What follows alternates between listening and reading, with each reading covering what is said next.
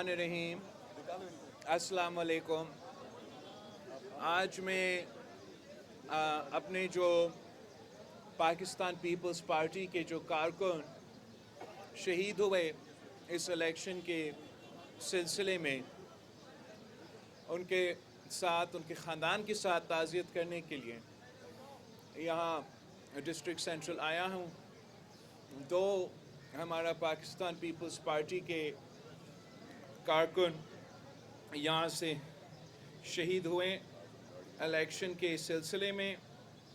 एक हमारा इलेक्शन के बाद मलीर में और बाकी पूरा सिंध में मुख्तलिफ़ अज़ला में,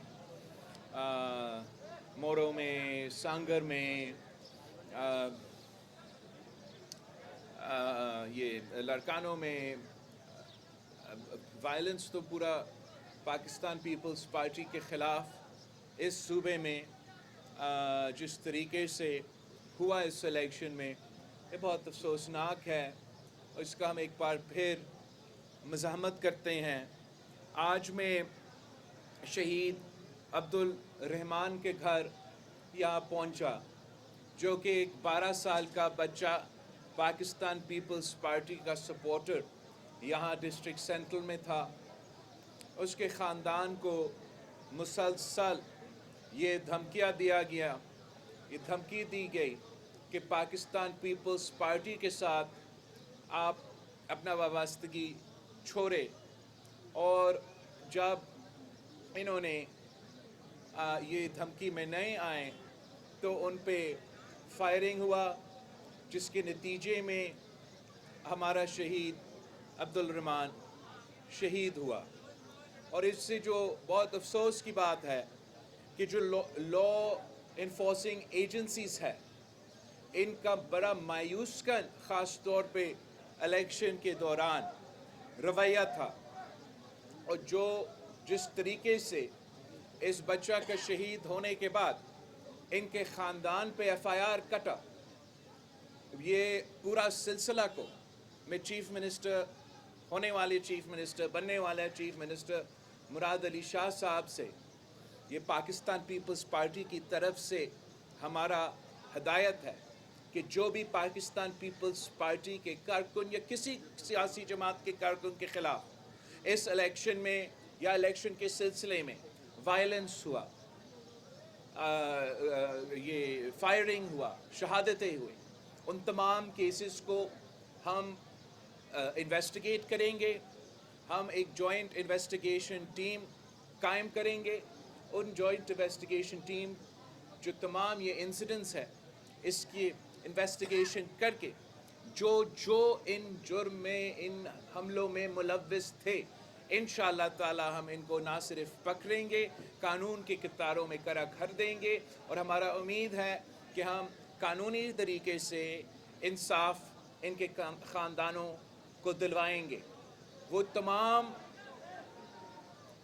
वो सियासी जमातें और वो सियासी क़ुव्वतों जो समझते हैं कि वो एक बार फिर मेरा शहर कराची में इस किस्म की सियासत, तशद्दुद की सियासत तारफ़ कर सकते हैं, ये इनकी भूल है। इंशाअल्लाह ताला पाकिस्तान पीपल्स पार्टी का इस सूबा में हुकूमत है, पाकिस्तान पीपल्स पार्टी का इस शहर कराची में KMC में हुकूमत है। और हमारा रेड लाइन, चाहे वो मजहबी दहशतगर्दी हो, चाहे वो लिसानी दहशतगर्दी हो, चाहे वो फ़िरका वाराना दहशतगर्दी हो, हम इस शहर में, इस सूबे में ये तमाम चीज़ें को बर्दाश्त नहीं करेंगे।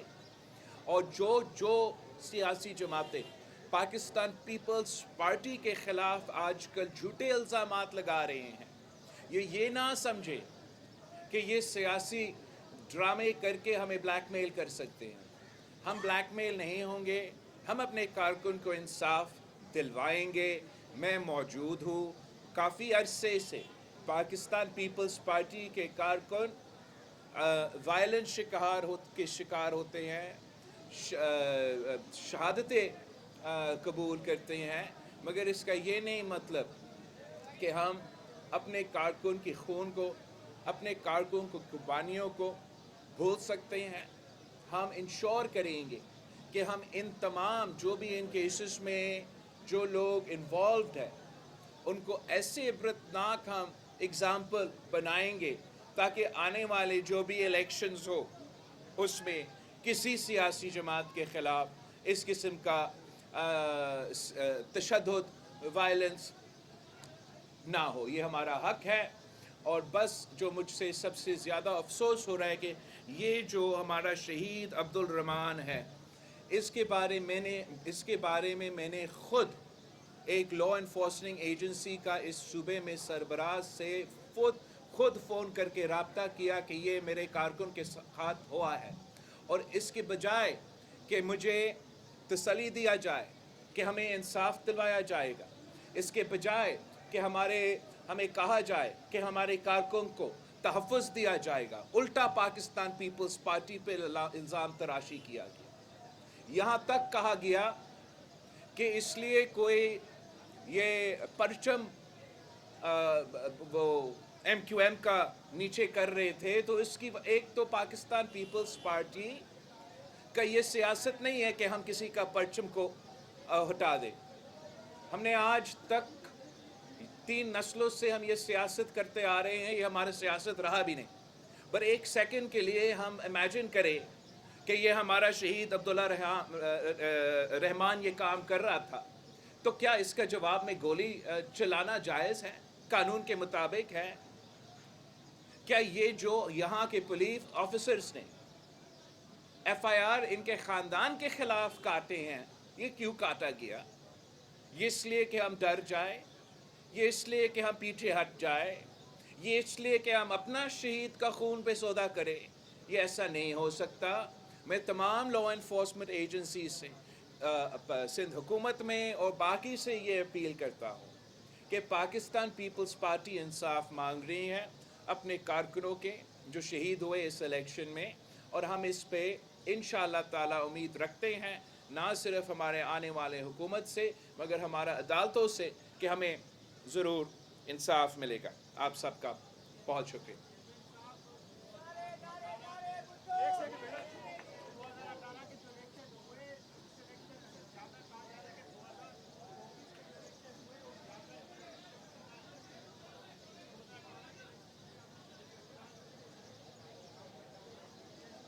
ایک تو جہاں تک آپ کا سوال ہے کہ 2018 کے مقابلے میں اس الیکشن میں یہ جو ابھی الیکشن گزرا ہے میں سمجھتا ہوں کہ اتنا زیادہ فرق تو نہیں ہے. اور جہاں تک اعتراض ہے احتجاج ہے ہمارا پاکستان پیپلز پارٹی کی سینٹرل ایگزیکٹو کمیٹی کے بعد میں نے پورا پاکستان کے سامنے پریس کانفرنس کیا جہاں ہم نے کہا کہ ہمارے اعتراضات ہیں، ہمارے شکایتیں ہیں اور ہم ان کو پرسیو کریں گے. آپ نے بڑا اچھا یہ سوال کیا، اس کے 2 میرے شکایات 2 جو ایسے سیٹس ہیں جس پہ عثمان ہٹو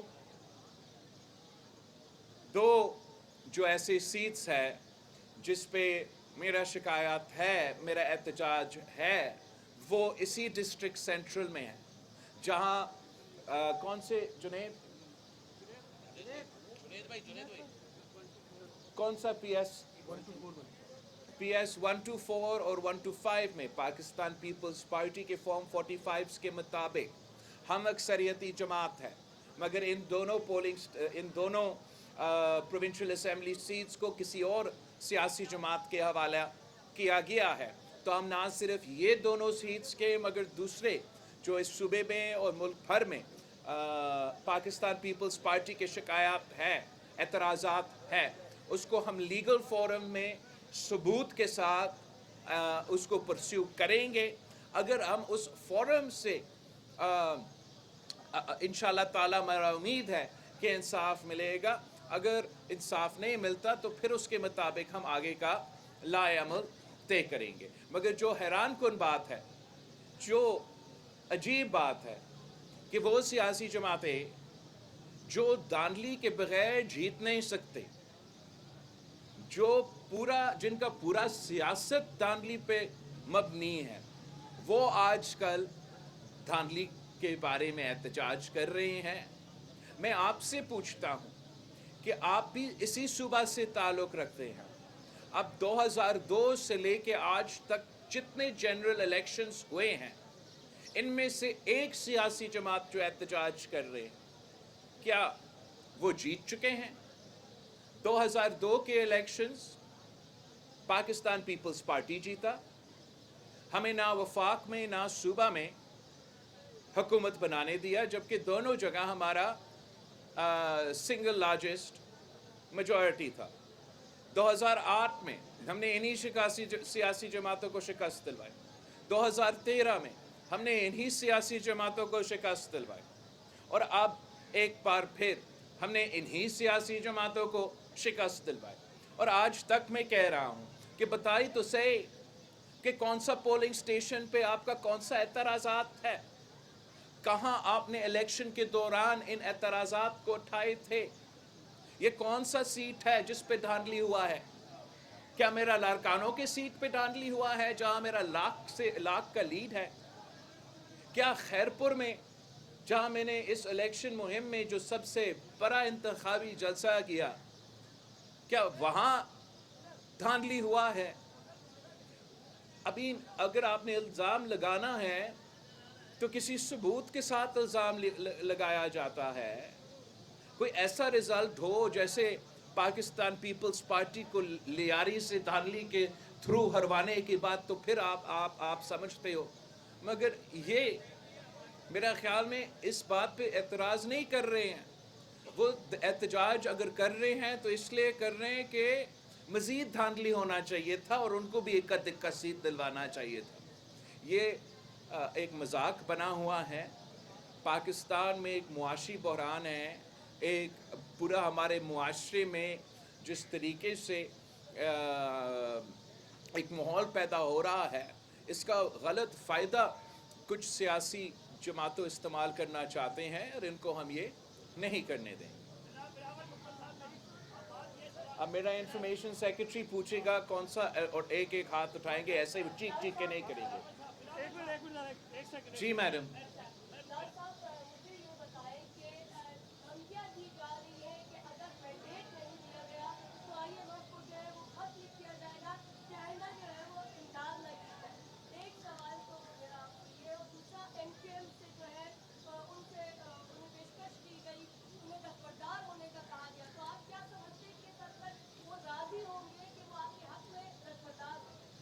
جہاں تک آپ کا ایم کیو ایم کے حوالے سے سوال ہے، ہم تو ضرور چاہتے ہیں کہ پارلیمان میں اور مختلف